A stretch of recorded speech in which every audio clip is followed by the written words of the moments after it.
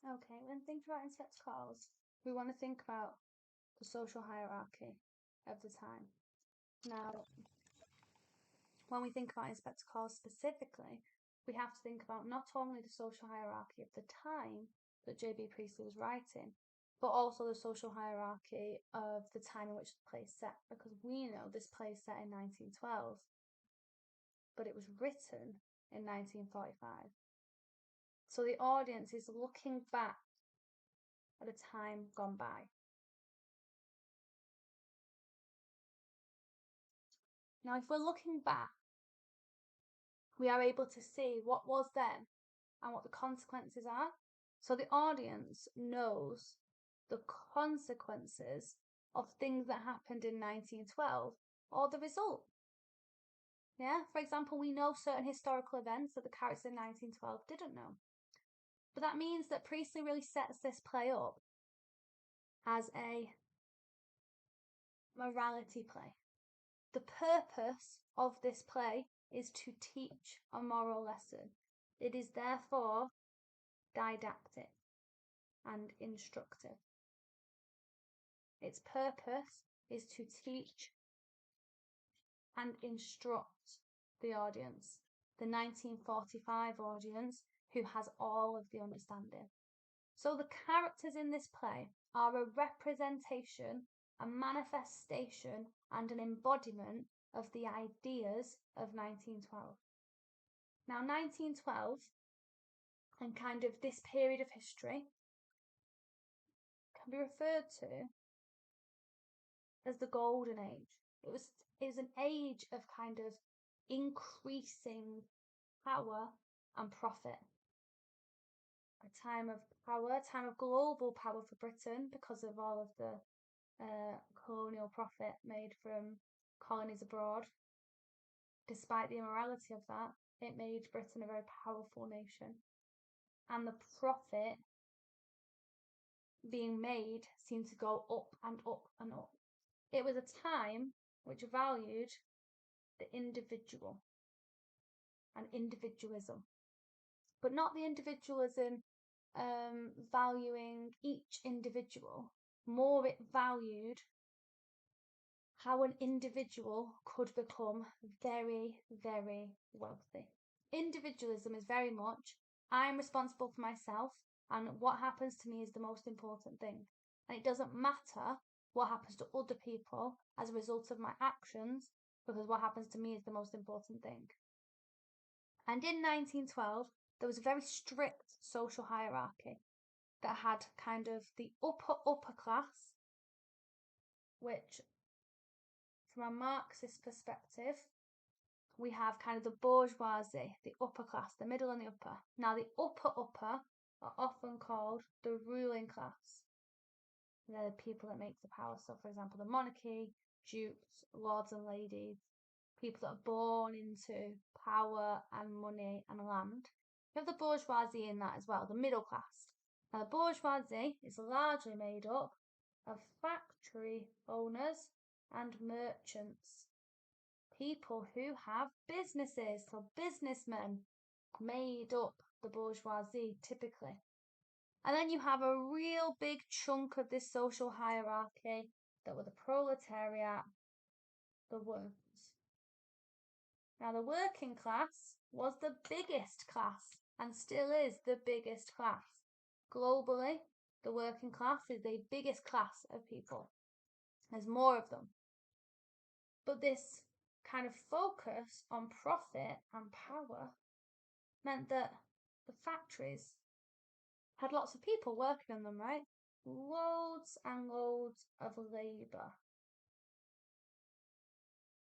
Because the working class is the biggest class, and the factories would make so much money in that time. It was a time of real boom of money, okay, for England anyway.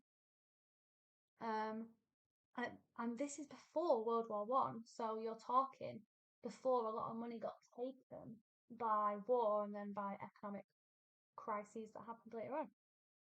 So there's loads of money. So really all of these people involved in this business could get rich. But the purpose of individualism is to make as much profit for the ruling class and the bourgeoisie as possible. You can only do that by underpaying or keeping these labour costs down. So labour and the labour force equals work. And your work is paid by your boss, by the people who decide what your labour is worth. Now, if you keep the labour cost low, you make more profit. So what will happen is a big chunk of this money will go to the bourgeoisie, and they'll make money, pounds and pounds, thousands and thousands and thousands. Whereas the working class will get few coins each, and that's their money. And that means more and more of this can go into the business, can make all of that profit. And that is really the way that society worked. It worked on making more and more profit. And it did that because there were very, very low labour costs. You could underpay your workers without much issue. Now, this was a time where the idea of a union was starting to build, okay? So a union, by the word union, to unite, is where the workers unite, they form a union, which is a collection of people, and they discuss what they want in terms of labour laws and regulations, usually around workplace conditions, healthcare, and money. And they talk about what they want, and then they go to the factory owners and they say, this is what we want. And the factory owners flat out just went, nope, we want to make profit. Why would we pay you more? That makes no sense. And then the unions would come up with a strike. Now, you're living through a time now where there is a lot of unionisation, a lot of strikes. You're seeing strike in Hollywood, you're seeing strike in hospitals, in trains, in education, pretty much at lots of levels. You actually are living through another period of mass unionisation and strikes. Now, unions were created to protect the labour force so that they were given the right amount of money and the right amount of conditions for their jobs, so it's safe and good for them. The issue is that unions were not very big or powerful, so a lot of these strikes didn't work at this time, and the golden age continued to focus on power and profit. So that's 1912, time of individualism, a time of capitalism. Capital means money, means profit. So capitalism is profit for the few. Okay, that's what capitalism means. More and more profit for the individual companies. By 1945, we have had World War I. We have had revolutions. Russia had a huge revolution during World War I and became a communist country called the USSR, and it took on loads of land from other countries and actually became very, very powerful very quickly. We have had an economic kind of world crash. Yeah, stock market crashed. All of this profit that was made, suddenly loads of it was lost and loads of people lost money. And then we had World War II. That is a lot for the world to go through, and that's not just everything. We also had the rise of fascism. We had kind of attempts to steal land across Europe. We had Britain realising that perhaps being a colonial power is not sustainable. Regardless of its immorality, they suddenly realised it was very difficult to have an empire. So things were changing across the world. Everything was different. And what really Priestley highlights is the consequences and results of individualism became very clear by 1945. When we look back, it becomes very clear what has happened because the world wars taught us the importance and the power of collectivism. Collectivism is where people come together as a collective to support and to build, to rebuild especially. During the war, we had to come together. During World War II, countries had to come together and work together because it's a worldwide war. There was no kind of England versus, apart from the war, obviously, but countries had to come together, but people had to come together. For example, what the war highlighted, the more people died, specifically the more of the proletariat that died, the less people you had to fill your factories. It highlighted the importance of individual labour and of what we call the labour force. We had a lack of labour force. All of the people that we needed in our factories, they were fighting because the working class was sent to fight. So that introduced women into the workforce. Women went into the workplace, which completely highlighted the inequality in a patriarchal society. So not just the inequality in the workplace with the working class, the class inequality, it also highlighted the gender inequality that existed. So this time of great change showed us the importance of power collectivism, the importance of the workforce, and the inequality that existed in society.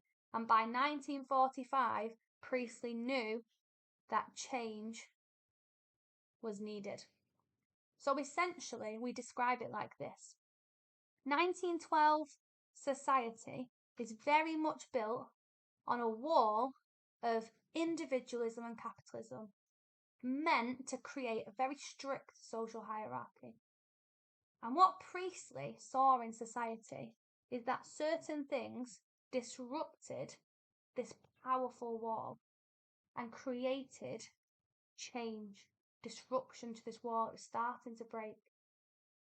And he wanted to progress that change even further. He wanted social, political, environmental, everything, progression. He wanted us to go forward. He did not want regression. He wanted us to go even further. We've learned all of these things. Let's use them to rebuild a better society. Let's destabilize this social hierarchy because it doesn't work. And let's progress and build a better one focused on collectivism.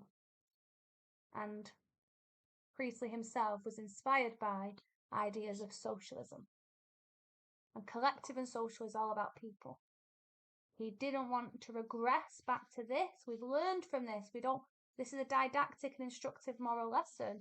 We want to progress to a world that is more equal. A world that is filled with philanthropy, compassion,